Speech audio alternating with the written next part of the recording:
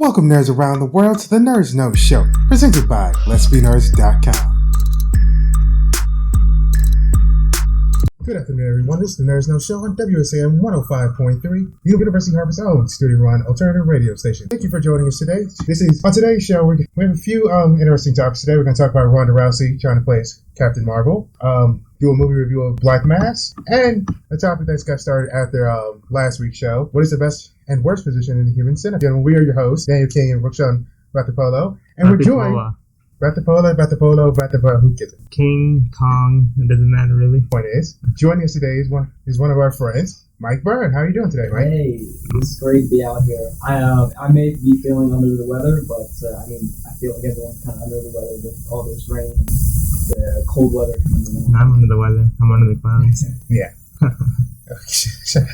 Getting back to it now that we've gotten out of the way after I screwed up. Headlines that we found this week. HBO's considering producing a Watchmen TV series. They don't know whether or not it's going to be a sequel to the movie or the comics or whatever, but would you guys be interested in watching that? I don't mind.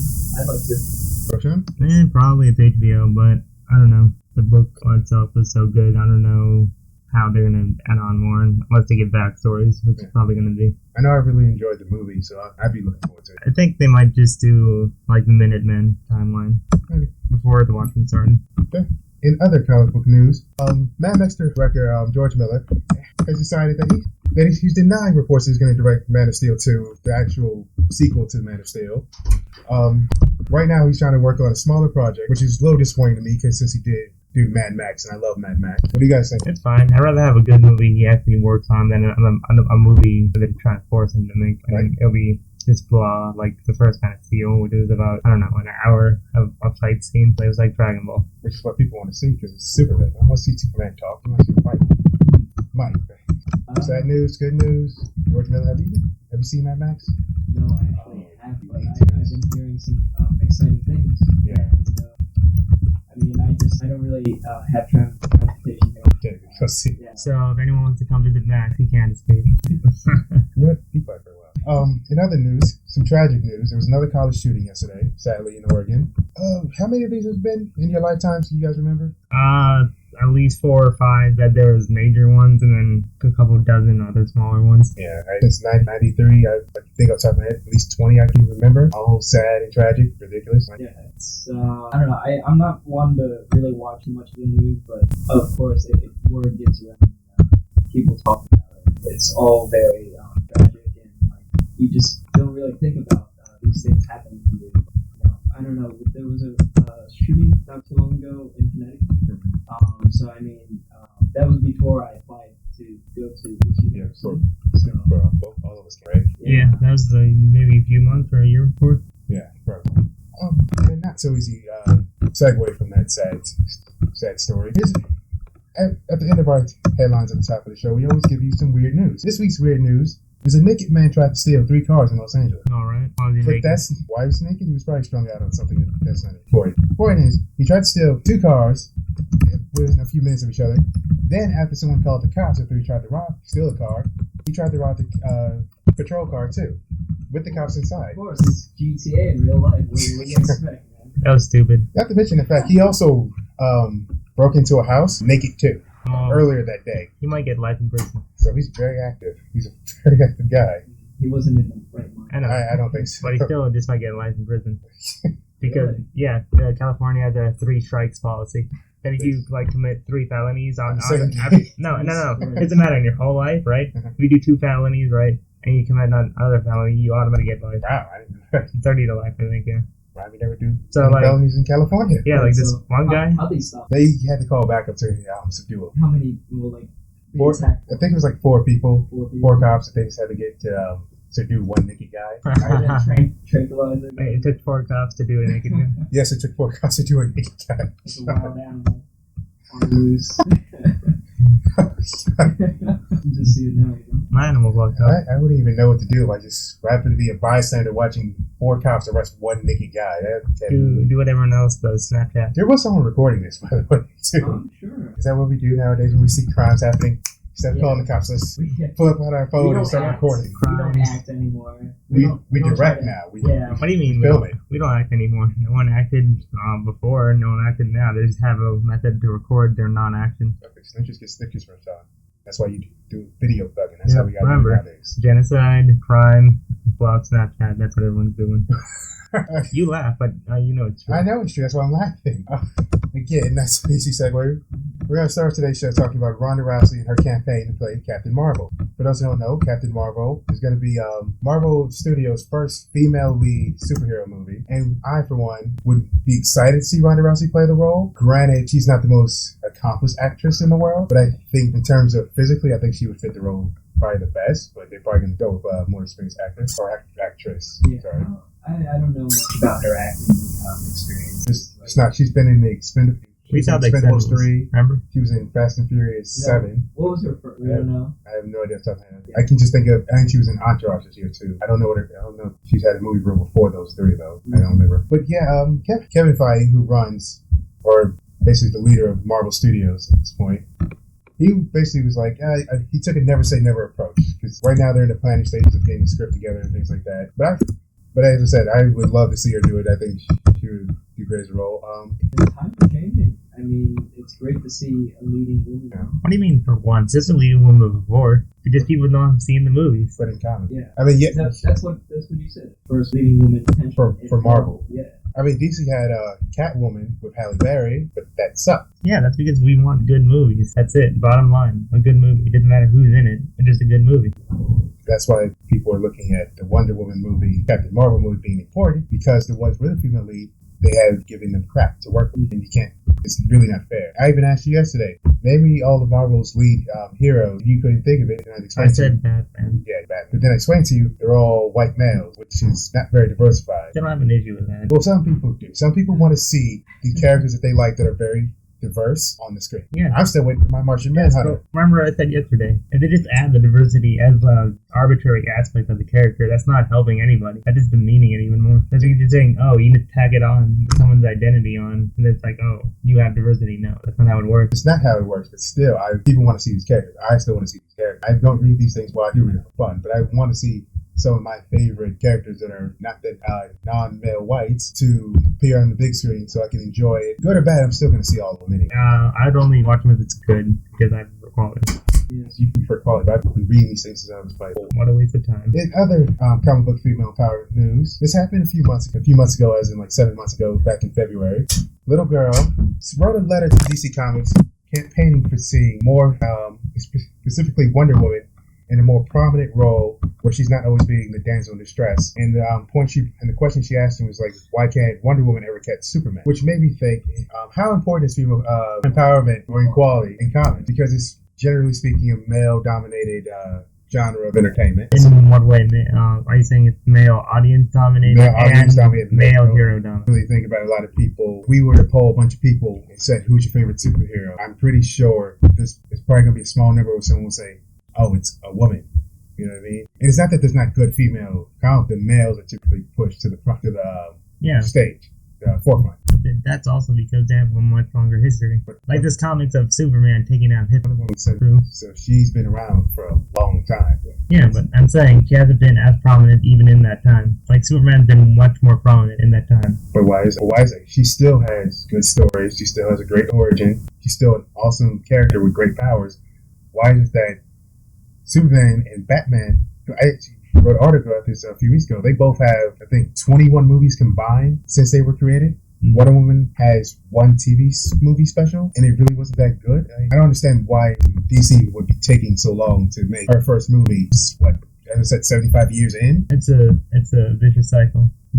She's not pushed forward, so they're not going to invest money into her. Therefore, she's not going to become more prominent. But with Superman, he is pushed forward. He is prominent, so he gets more money because they know they're going to get a total of revenue back from whatever they make from him. But if they do that with Wonder Woman, they probably know they don't have the fan base to do it, and that way it'll be a loss for them, even if they make a good movie. Part of DC's Trinity. She's quote unquote part of their holy trinity. It's her, Batman, and Superman. I know, but you just said she should be on that level with them. But I don't get why DC. She's in the Trinity, but she's not in the prominent Trinity. Like if you say, oh, name the top three from that company, right? It'd be Batman, Wonder Woman, and Superman. I know. Not in order, but it'd be those three. I know, but it'll be super. Most people would say, "Oh, it's Wonder Woman." After that, because Batman and Superman are the two most prominent ones. So, and really, it's not really a trinity. It's Batman, Superman plus Wonder Woman right now. That's the problem. Which is kind of how that. I know. That's what I'm saying. Which is kind of how the movie next year's billed as. Really, you think about it. It's Batman v Superman, and oh yeah, Wonder Woman's in it. You know what I mean? Just I'm glad to see that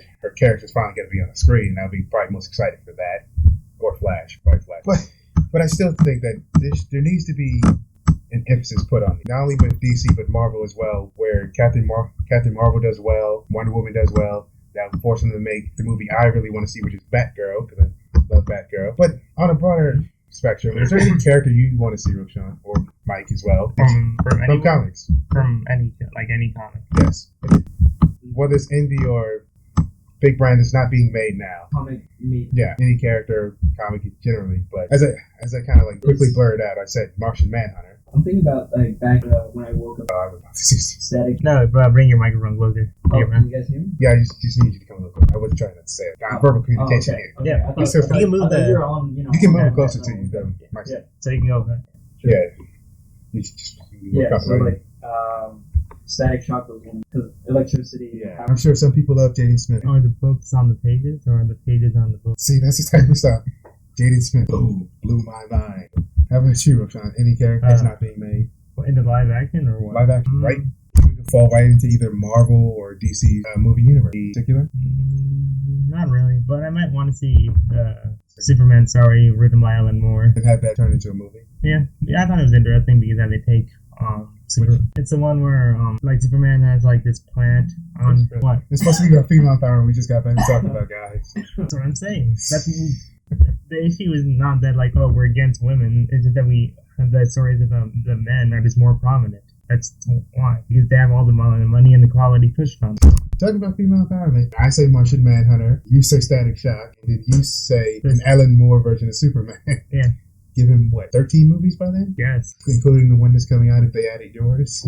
But even if they made the 13th movie, it wouldn't be like, oh, all these Superman movies are great, because they weren't. Superman, Quest for Peace, Superman Returns is awful. Yeah, Superman Don't Return, just you can stay out of here. Man of Steel was hit or miss with people. So I'm not saying that they need to make a Wonder Woman movie, and that the Batman and Superman have been prominent or have been all good movies, because they obviously haven't. I watched Batman and Robin just because I watch comedy. Sorry, George Clooney. But I feel they need to put a bigger emphasis, as you said, because all those stories, all those movies are prominent things for those companies. I feel like the women can be just as prominent, especially now when there's a big push to make females a bigger lead. I know, but the issue is that even though the times change, right, people aren't really going to change that. People can say, oh, you guys should read this more, but at the end of the day, if it's not good, they won't. Wonder Woman's comics. I love Wonder Woman. I think it's sensational comics featuring Wonder Woman.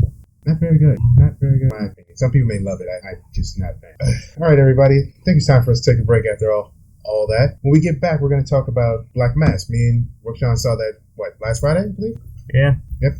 It's going to lead to another topic about how we punish criminals in not only our society, but how Sweden does it. Because I fundamentally disagree with how Sweden does things, but we'll worry about that later after we come back from break. Stay tuned. It's the Nerds Know Show on WSM 105.3, University of Hartford's own student-run alternative radio station. Welcome back, everybody, to the Nerds Know Show on WSM 105.3, the University of Hartford's own student-run radio station. Before the break, we were talking about the fact that me and Roshan saw the Black Mass movie, last Friday, right? Yeah. Right? So for those who don't know, Black Mass stars Johnny Depp as Whitey Bulger. Whitey Bulger was... Wait, hold on. And Joel Edgerton. Shush. Let me do this. No. Give credit. You see the movie, Joel Edgerton was in it too. He was pretty good. Back to the point. Black Mass stars Johnny Depp and Joel Edgerton. Mm-hmm.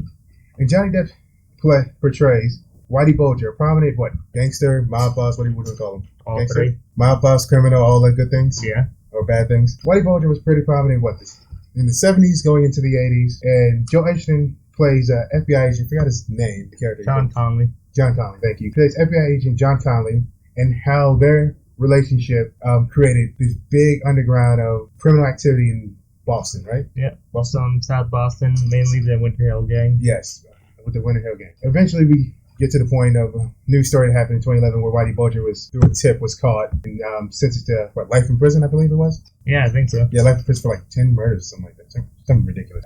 Back to the point, I really enjoyed the movie. Roshan, you? Yeah, it was pretty good. I wouldn't say it was like my favorite movie ever, but it was pretty good. I thought Johnny Depp finally did a good job. Because Finally. yes. What do you mean finally? What did I say finally? He went back to doing the acting that he was known for before Wait, hold on. he started playing a caricature of himself. Have you seen The Rum Diary? No, I have not. That came out in 2011. That was good, and Johnny Depp was good in that. Okay. Talking about big budget stuff.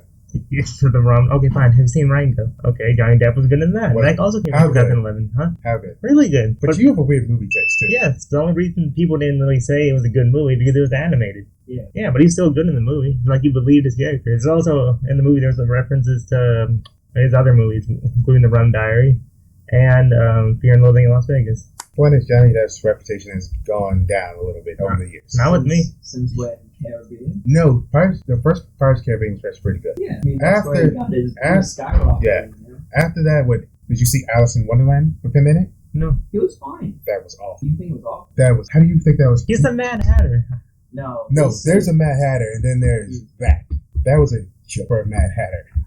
We're getting off topic. It's about Black Mass, not other Johnny Depp movie. I'm trying to say you did a good job in this movie. That's the point of that statement. Right. Yeah, but I'm also trying to say that when you say he's good in the movie, He was really good in the movie. yeah, he was as good as Joel Edgerton. Like, you know the guy, he's Australian. Who? Joel Edgerton, John Connolly. You didn't know that. I didn't today. See, that's how good he was. He proved to you that he was from Boston when he was not even from the same continent. Does he have a strong Australian accent or something? He's Australian. Doesn't he have a strong Australian accent? How strong does it need to be? We have a strong American accent. Do we now? Yes, we're American. We have an accent by default. Rambling, not the point. We're talking about this movie. Can we stay on topic, please? Thank you. The point is, we both enjoyed it. You didn't like it as much as I did, but you still liked it. Yeah. One of the things I loved about the movie was the fact that when you were watching it, you felt like you were watching a bad. Because a lot of times in movies that are about gangsters, By The Godfather and Scarface. yeah, they almost promote the activity they're doing, the person themselves, and you're kind of like, oh, this is really cool. Maybe not that I want to sell dope and have a machine gun or whatever. Yeah, say hello to my little friend. Yeah, say let's put my little friend scene in your life. But you still wanted to be sort of part of that life. You want the results of the life without the actual life, difficulty. yeah. But in this movie, you really felt like he's a gangster, he's a bad guy, he's killing people, snapping people's necks, and he's the scum of the earth. And then even with Joel Edgerton's character, John Connolly, you kind of felt like, and this is why those type of people get away with this stuff, because there's corrupt officials too that screw it up for everybody else. Also, it showed how in most other movies, Godfather and Scarface, the violence is very contained to the gangster world. But in this one, it showed people who weren't even gangsters; they're just businessmen and people who are just like normal and not affiliated with it all being killed just because they're in the way of the gangsters. Yeah, it was very, very cold the way they did the violence. Well, that's what murder is. I know the murder is very cold, but if you look at it in the movie, sometimes murder gets not intensified; it gets drummed up a little, like glorified. Illusion. Yeah. Like illusion and... Yeah, it becomes... You don't feel like you're seeing murder. You feel like you're watching almost like art taking place. Which you are because it is a movie. But Black Mass did a very good job of making you go, no, he's killing someone. This is a bad thing. Right. You're right. Like films, they make things seem interesting. Yeah, which is what they're going for. It was still an entertaining movie. But I think that what you're hinting is separating itself from entertainment and making it a real awareness. Yeah, how dark his entire life was. Because the movie started off with people talking about how much they liked him. He was good to the community. Like there was one scene. Do spoiler alerts for that? What, it's not a significant scene. With the old lady? Yeah. That was in the trailer, you can say that. Okay. I didn't know it was a trailer. I just didn't see the trailer. I don't try to see those. But in the movie, starts off, he's helping an old lady put her groceries in, and she's talking about how much she loves him and things like that. So they try to show him off being very nice, but then pretty soon, later on in the movie, you get to see, okay, that's why he was on the run for a while. That's why he... went to Alcatraz. Yes, went to Alcatraz. But even with the Alcatraz thing, he was there for 9 years, something like that, or 5 years. He was there for a good minute of his life. And it's just like, okay, so you get to understand just exactly who Whitey Bulger was, in case you didn't fully know. And I liked how, even since this is true to life, it shows that not everyone has to go this route he did. like John Connolly. Yeah. Before this, he became an FBI guy, a good guy, Yeah. in a way. And his brother became A senator. till they found out, until he left being a senator, and then he became what? The president of the University of Massachusetts. Yeah, then he had to leave that because they found out that his brother was Whitey Bulger. No, they found out that he was in contact with Whitey Bulger that's right. while he was on the run from the FBI. Which I thought was interesting. I never, one little side, I never really like it when movies, do the writing at the end of these sort of biopic sort of movies. Like in the Social Network? Yeah, or, what was the other biopic? Or like at the end of, Straight Outta Compton. I don't remember if they did it at Straight Outta Compton where they had the writing at the end of the movie saying what happened with this person, that person. I think they did. I never really liked it. I'd rather you show it. If you have to make the movie No, but if they make the movie a little bit longer just to see it, I'd rather. But listen, that what they're writing out is what our modern day life is. So we can see it in our modern day life because we know where they are right now. Like we know that Mark Zuckerberg is the head of Facebook, and we know he's worth that much. So it's just a reminder. It doesn't need to be shown. It's shown in our everyday life. Yeah, I guess I'm not really talking about things where people are still alive, or you know what I mean. I understand that with Mark Zuckerberg or Ice Cube and Dr. Dre and Straight Outta Compton. Whitey Bulger's still alive. Huh? I know, but I mean, generally speaking, I don't really like it because, especially if a person has passed away, I'd rather you play out their entire life up to the point of their death, and then a little bit of aftermath after that. No, then you should see this movie about it stars name. I'm gonna look it up. You keep talking. What, do you know anything what it's about? Yeah, it's the assassination of Jesse James by the coward Robert Ford. Great movie. It's exactly what I'm talking about, where it plays out fully. His life, and then a little bit afterwards. Okay. But yeah, I just wish more movies did that. Even a little bit, if the person's still alive, just a little bit. I would even like to see if that person's still alive, them be in it. Obviously, Whitey Bulger can't do that. So, the Jesse James movie was good because it showed the perspective of Jesse James to this guy, right? And how, Jesse James died, and then the aftermath of his death and how it affected everyone else's lives. Yeah, maybe let's see that. So after Whitey Bulger was arrested, we earlier this week we had a conversation about punishment for criminals, and you were telling me what was the thing about Sweden that they do? That when you go to jail, they don't really do as harsh punishment as here. Like you get sent away. Yeah. But it's not like rough, brutal. People don't they don't encourage other criminals to mess around with you and for you to have a difficult life. They'll throw you away in a cell. You get some criminals, depending on what they did, they have access to TV, books, kitchen, comfortable living amenities, and also the guards don't really mess around with you. They just watch over you. Yeah. One of the biggest points, I was reading an article on The Guardian about it. One of the directors, I forgot his actual title for the penal system in Sweden, but he's just their punishment is the sentence. Their punishment is the fact that we're taking away their freedom. That's it. Our job is to make sure that these people are taken care of and treated as human beings. Yeah, well, yes. That's the way I was thinking. People in need. Yeah, where they're people in need, and that they do have other issues besides they committed this heinous crime, or it's not so heinous crime, but it's still a crime. They're more or less trying to care for that person so they can be a functioning member of society. Well, I say I totally disagree with it. I overstated. I get what they're doing, and I understand that logically that makes sense. You don't want to completely what's the word?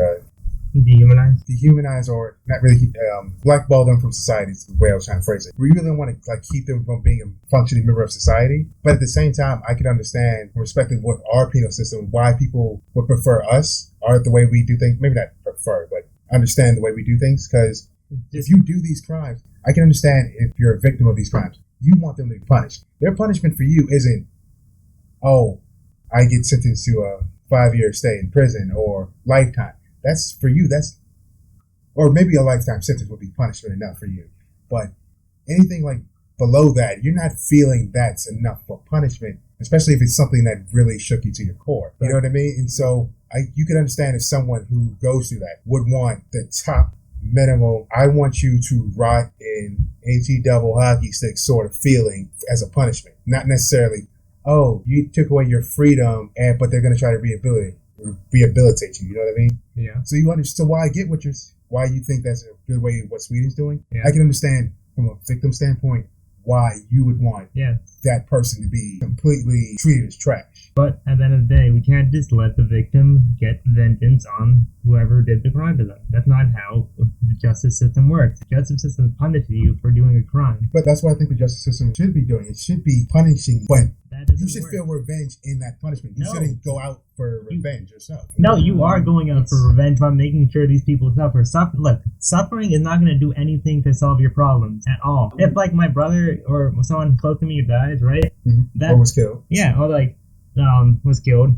That other person who killed them, right? Me killing them is not going to do anything to help me. It's going to make me a murderer. Make you that exact person. Which is what I get. This is why I think our legal system should be a little harsher than what Sweden's doing. It should still attempt to be, in a way, what Sweden's doing, but it still should feel like a punishment. You know what I mean? It shouldn't feel like I'm going to rehab, because there's a difference between me going to rehab for a psychological or a drug problem or me going to prison. There should be that difference. But what is the difference? Because it's the same thing, and it's not rehab because they're not voluntarily going there. The state is putting them in there, saying we're taking away a portion of your life for doing this. Yes. And at the end of the day, they're never going to get that time back at all. But they will eventually become better people. Don't you want them to become better people instead of them becoming more jaded and more harsh and getting all these violent connections in American prison and then coming out without a way to get a job?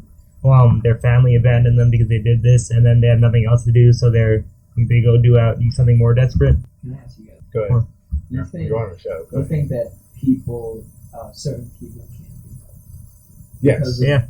Yeah. So I feel like the Sweden is, I don't know, they're being too senile. What do you mean senile? No, that's naive. No. Maybe that's yeah. So just I believe that there can't be ever revenge, and that what we need is to sort of find in ourselves a form of forgiveness.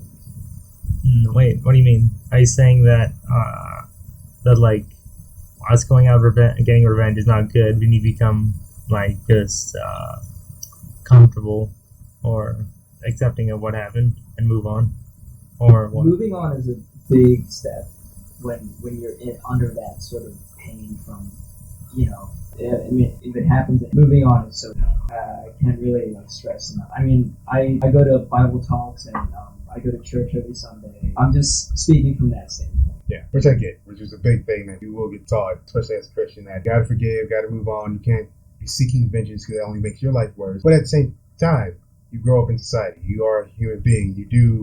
Society does raise you a certain way. While your parents may tell you to a certain thing, there's certain things that are going to get ingrained in you, whether good or bad. That's just the way society works. Some things will become part of your mentality. I have a question though. Go ahead. If you want the perpetrator to be punished, right? Mm-hmm. When does that revenge end? When that person dies? For me, it would probably depend on what it's for. I'm not very vengeful. I always try to tell people, and they never believe me when I say I really don't hate a single person on the world. I do. I don't feel there's a need for me to hate. They may be bad to me, but me hating them only makes me feel bad. Me hating them only puts me in a bad mood. So I'm not going to give you that power to make me hate you and ruin my day, ruin my feeling. You know what I mean? Or just how I'm carrying myself that day over something you did. Yeah, but sometimes you have to stand up and say these people are bad, because if these people are bad and they make you feel bad, right? That's just life. You can't feel happy and good all the time because that's not what life is. I'm not saying it's all compromise, and those is what gets you through. Yeah, just you can be mad for a time when someone takes a loved one, but you'll find happiness in the end when that same person who committed the crime finds resolve and redeem or whatever they did. Yeah. But that'd be a long process. That just, that's all. Which is what Sweden's doing, which I get. Yeah. But I'm more or less talking about in the heat of the moment, because what Sweden's doing is, I think, very good, because they're having foresight. They're thinking not in the heat of the moment, they're thinking long beyond that, which is good. I'm more just thinking if you're a victim in the heat of the moment, that day, that week, that year, those 2 years, those 3 years, after that event, you're not thinking, okay, I want to see this person Stop. resolve their issues, Become a better person. become a better person. I'm thinking, I want that person to feel the hurt that I feel right now. I want them to feel that immediately. Not saying I necessarily feel that way all the time. I can be petty, but it's not to the point where if I'm hurting, you need to be hurting too. You know what I'm saying? Mm-hmm. Now I admit, if someone were to kill one of my family members, I have a bad temper. So my temper will take over in that moment, and I may be full of rage. But if I were to calm down before that point happened, I would be able to think clearly and say, you know what, it's sad, but I can't change anything about what happened. So with any final thoughts, guys, before we take a break, Mike, Let's keep any final thoughts? Someday, the revenge needs to end. All right. So with that, ladies and gentlemen, we're going to take one final break before the end of our show. When we get back, we're going to have a little fun talking about the human centipede. For those who don't know what the human centipede is, we'll explain it once we come back. There are 3 of us here. we're not going to put it to the test. We're so not. This is the There's No Show on WSAM 105.3, University of Hartford's own student-run alternative radio station. Coming up next is Peanut Butter Jelly by T.I. Welcome back, ladies and gentlemen. This is the final segment of the There's No Show today. Once again, we want to thank you for joining us on WSAM 105.3. Before the break, we teased that we were going to talk about the human centipede. Now, this seems a little random, but we somehow got brought up while we were eating after the show last week. What? Thank you. I forgot to turn on the mics. The mics weren't working. I was like, hey, there we don't go. forget me. Welcome back For the second time. Bet you didn't hear the first. Welcome back to the There's No Show on WSAM 105.3. We want to thank you again for joining us. So last week after the show, somehow while we were eating, we came onto the topic of the human centipede. For those who know what the human centipede is, it's basically 3 people attached into a row to each other's rectums. Via the mouth. And food gets passed through each other's ends until someone ends up probably. That's probably the best way to describe it. This is not real, so don't try it at home. Please don't try it. It is. Just don't. I know you may see things on TV and hear things. Don't try this. You don't. Trust me, you don't want to do it. But while we were talking about it, we thought we'd talk about what is the best and worst position in the human centipede. The 3 of us here, I think we all can agree that the worst is probably the middle. Yeah. I think that's pretty easy to understand. Mm-hmm. For those who don't know, when you're in the middle, that means your lips are attached to someone else's end, and someone else's lips are attached to your end. And it's all being passed through and mixed between. I don't think you really want to be in the middle. But you can imagine. Yeah, you can imagine. Again, don't test it out. Just like thinking about it this way. It's like the worst Taco Bell meal you ever had forever. Taco Bell's going to kill us now for you saying that.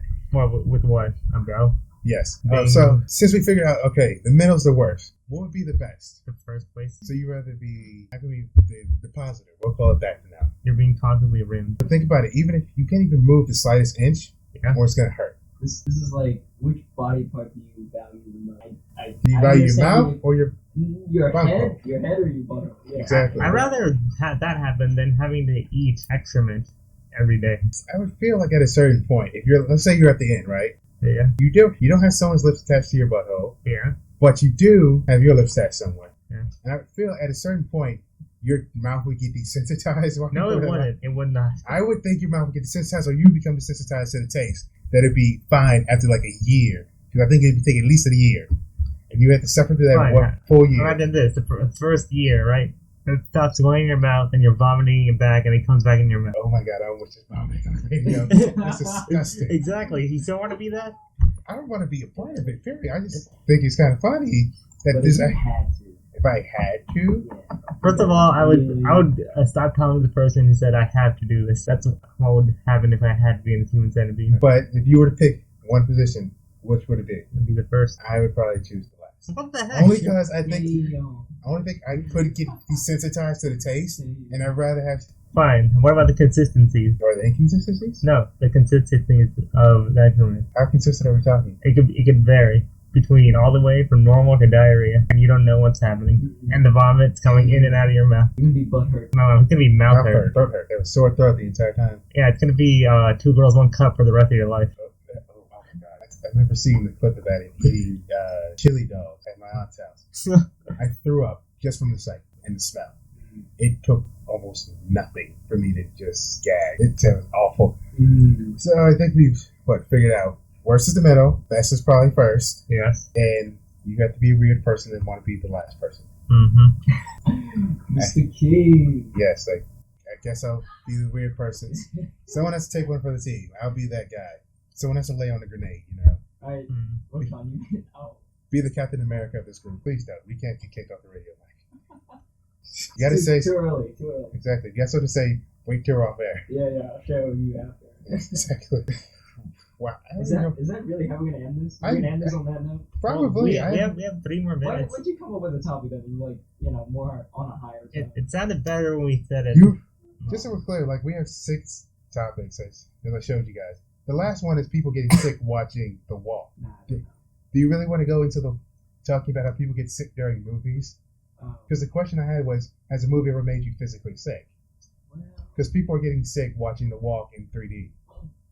What? That time we watched that weird French movie. Spanish movie. The Pan's Labyrinth? Yeah, and then I got real sick. What? In the middle of it. With what? No, I was coming down with cold sweats, and I was feeling nauseated, and then I left the room, my head was spinning. Oh my gosh, what do you want your roommates watch, man? Pan's Labyrinth's a good movie. Pan's Labyrinth. It's a great movie. Which part was it? It was the part with the it's where it was showing his eyes and hands? The eyes and the hands. Oh, I don't know. The man made of skin with the eyes on his hands. Yeah. Where Ophelia. Yeah. And then the food just freaked me out.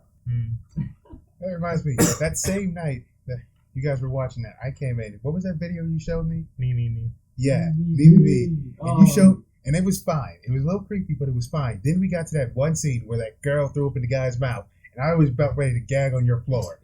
That was disgusting. I was literally just gonna go all over the floor, and it's about to be right there next to Two Girls, One Cup. That video. If you haven't seen the video, don't watch it. It's pretty good. You should watch it. I mean, it's creatively beautiful until that one part. If you can get past that one part, you'll be fine. Mm-hmm. But I couldn't get past that one part. It's disgusting. I'm sure someone out there has discovered it. I'm sure there are, and that person will be considered weird. You advise them to watch it, they'd be more interested in our show, right? I do watch the thing. Listen, your free will. Go watch what's it called again? Me. Yeah. You spell that out. M-E. No, just M-E. That's what I said. I thought you said 4 times. I said it 3 times. No, shush. We're gonna put your mic on mute. Huh? We're gonna replace you with Mike. That's what we're gonna do. Just got me and Mike hosting this show. So it's gonna be you're replacing Mike's mic with my mic, so we can talk into my mic. Innuendo's not good on the show. It's not an innuendo. Yes, it was. I know you. You meant it as innuendo. Stop it. I didn't. Any last things, gentlemen, before we close? Because I have to plug something after this. I just Does that want do to say one thing since it's my first show. And we're glad that you are on his show. So thank you again. This is a lot of fun. I hope I'll come in future talks and share my ideas. It's interesting stuff, and for us, just talking about things that are sort of irrelevant to the subject, we still want you guys to feel something towards what we talk about. Yes. That's what we're here for. And so hopefully you'll come back next week, listen to us live, and hear me mess up, or wait till I post the audio of this on SoundCloud at LB Nerds, on iTunes, same thing, at LB Nerds, or on YouTube at LB Nerds. And in case I haven't plugged enough stuff, don't forget to visit the website that sponsors the Nerds Know Show, letsbenerds.com. It's what the nerds know. You should know it too. We cover anime, comics, life, the human centipede. Anything else we cover? Manga, architecture, philosophy. Yeah. Architecture, philosophy. Architect majors right here. Bunch of random other stuff that we like to cover. Mm-hmm. So if you have some time, or if you don't have time, still go visit letsbenerds.com. It's what the nerds know. You should know too. Thank you again for joining us on the Nerds Know Show on WSAM 105.3, the University of Hartford's own student-run alternative radio station. Thank you for listening. Thanks for joining us, everyone. And as always, don't forget to like, share, subscribe to letsbenerds.com, and be sure to check back next week for a new edition of the Nerds Know Show.